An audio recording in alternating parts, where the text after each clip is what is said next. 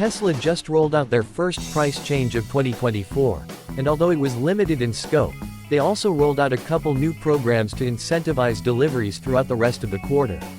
On top of this, Tesla has also brought back an incentive for Cybertruck reservation holders. First up, Tesla has already increased prices on the new refreshed Tesla Model 3, Highland. Fortunately, it was only the long-range Model 3 that was impacted, and the Model 3 RWD is still sitting at $38,990. This is hardly surprising as we have seen lead times for new orders on the Model 3 slip twice now this year. In fact, a Model 3 LR AWD is no longer guaranteed to deliver this quarter. Tesla has also brought back some incentives we have seen recently in the past. In September of 2023, Elon Musk brought FSD transfer to reality, but it was limited as a one-time thing and would only be available for the remainder of that quarter.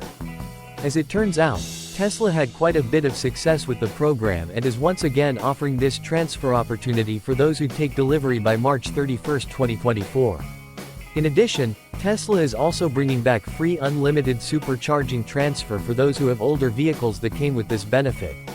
For those who have free unlimited supercharging, they can now trade in on any new Model S, Model 3, Model X or Model Y and transfer that benefit to the new car. This is a great incentive for those holding on to much older cars to step into a new Tesla and maintain what is likely one of the hardest benefits to let go of.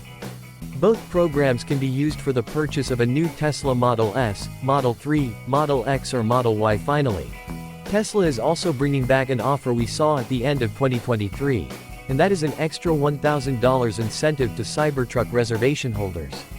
This allows those who purchase a new Tesla the opportunity to stack this $1,000 off offer on top of any and all other offers available to them.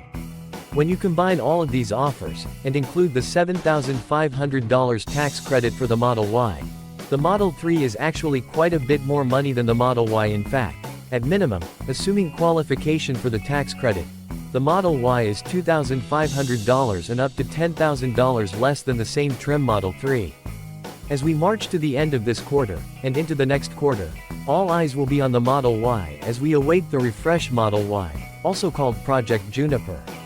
Once this starts to look like it's imminent, we will likely start seeing a lot of the same for the Model Y that we are seeing on the very popular refreshed Model 3. And followed by comments on the price and people's experiences with the Tesla Model 3. Price as well as the company's service experience and the car. Jared Arena for 052. Did an overnight test drive with LR on Saturday, only to wake up to the inventory discount being $3,500 instead of $5,000. Went ahead and placed the order cause it's still a good deal, and also used your referral code. No left turns. I paid $10,000 for FSD. When was the last time you paid more than a few bucks for an app? $10. Zero, and FSD still isn't ready after 5+ years, so how come FSD isn't mine for life? How come I can't use FSD on a rental Tesla? How come I can't use FSD on the company's company car? Tesla or Elon, what's the deal? At Organic Stuff 1. Seeing these Model Y prices makes me cry buying at the peak law. But I'm waiting for the refresh, hope it's out soon. At Ravafons, I ordered a refreshed M3 RWD the day they came out. Still don't even have a VIN or delivery date. I'm in PR, so things might be different. At Bobby Gwiz. Although these prices look great for the current Model Y, the very best prices on the current model inventory. What will happen after the refreshed Model Y is announced? That was the case for the Model 3 at least. Liam 1902. I guess I'm not surprised with the price increases on the new Model 3. It locks in the lower purchase price for the people who have placed an order, gives Tesla some more time, and is incentivizing people to buy existing inventory Model Y, since Y is currently cheaper than M3, so they can get rid of them before the new Model Y comes out. I don't understand the demand for the new Model 3 LR because the Model 3 performance is going to come out sometime in the near future and will most likely qualify for the tax credit, which will make it a better deal than the LR. At Tesla Spectre. So far, I have not seen any news neither on free supercharging for Model 3, nor its transfer to another later owner for Europe. would be interesting, because if one then sells a pre-Highlander Model 3 and buys a used Highlander, avoids the first appreciation, but gains lifelong free supercharging. At JIGGYTito116. I single quotes I'm waiting on my Juniper refresh. Hope it comes out this year with no price changes. That would be sweet. What are your thoughts between leasing or financing? Your preference? At GLINTRHMJ. Yay, definitely holding out for Model Y performance refresh, totally worth, it will be awesome. Chris Inglitz. I didn't catch whether you mentioned the S now charges for colors again. That's a $1,500 price increase / $1,000 price increase for anything but the gray. That's material. At NRV for 4 who says Tesla does not have SALES person. I see one here. Strickland. Do you think the tax credit would apply to the refresh Model Y? At Diane Wallace 66 for Unlimited Supercharging is compelling.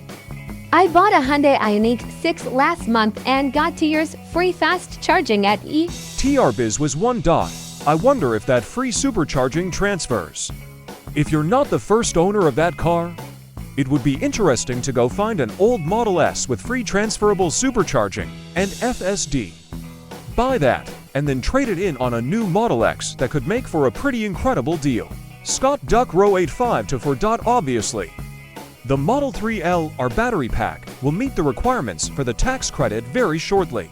I picked up a MYLR 2 weeks ago for $39,750 out the door, including all fees, collie taxes, and order fee. It had 3 miles on the odometer. We had this dilemma after deciding the My is our next car, but I have a good feeling that the Juniper might not get the $7,500 tax credit when it comes out, just like the Highlander. $5,000 inventory discount plus $7,500 credit is too much to give up.